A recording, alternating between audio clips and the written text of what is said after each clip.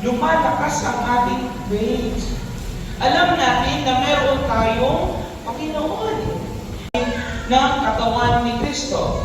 Lakas ng pag-asa. Okay, ulit natin. Lakas ng pag-asa. Ulit.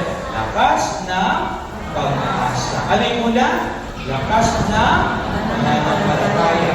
Alin pangalawa? Lakas ng pag-asa. Dahil nasa sa atin si Jesus ng pag-ibig. Pakiulit.